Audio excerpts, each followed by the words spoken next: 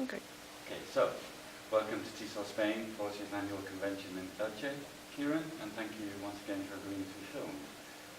A pleasure to be here. It's one of my favourite conferences in Europe. I do quite a lot of conferences, but TESOL-SPAIN is always one of my favourites, so it's good to be back. That's good to hear, that's good to hear. This year you're giving 2 keynote speeches. Yes. Do you want to tell us a little bit about them? Yes, the first one is about values and film in language education, and it's looking at how films can be used not so much to teach values, but to foster values and to encourage students to reflect on values. It's films, but I'm not really concentrating on feature-length films. I'm looking very, very briefly at using clips from films, which I think that they can be exploited, but a little bit of a problem with the clips is that they're decontextualized.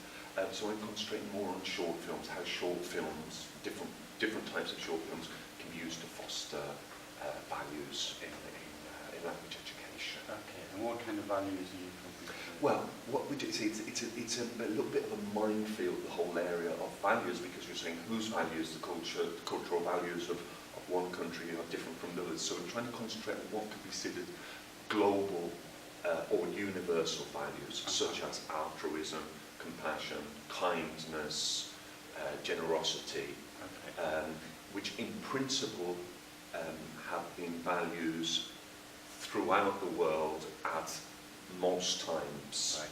Right. I mean, again, it's a little bit of a problematic area, but concentrating more on what can be considered universal values. Right. And is that linked to your second talk? Because your second talk wants to be yes, that's So the first talk on values is looking at different types of short films.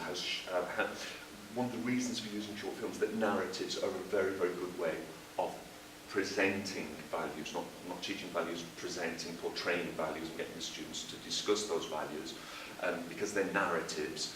They're very, very short, and then they grab the attention of the students. So different types of short films, and also what I call branded shorts, which are short films which have been commissioned by a company or an organisation, sometimes non-governmental organisations, but sometimes commercial companies, and they're very, very good for portraying values. So I'll be looking at that type of short, but also animated lectures as well, where you've got a person giving a lecture, but you've got animations and sometimes kinetic topography, where you've got the transcript but moving. So it's, for the language classroom, it's perfect because it makes comprehension much easier, because you've got the animation and you've also got the text.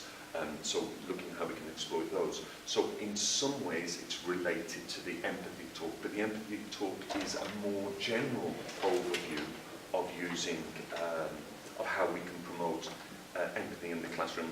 And what I'm doing there is looking very much at what is empathy and what it isn't. Why is it important in society, and if it's important, why is it important? Is there an empathy deficit in society now? And then looking at why empathy is important in language education. And I would argue that it's important in education in general, but in language education even more so for a number of reasons.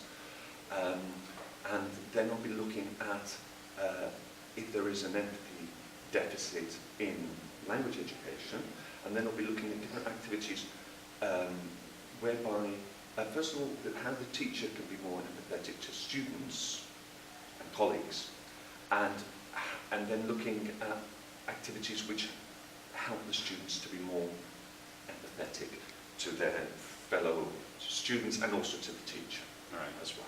So to look at, there's a little bit mixed. The first part is more theoretical, but with different film clips and videos to illustrate what empathy is and what it isn't. And then the second part is more practical activities. I'll also be looking at activities inspired by literature. Young adult literature is very, very good for promoting empathy. Books like Refugee Boy by Benjamin Zephaniah,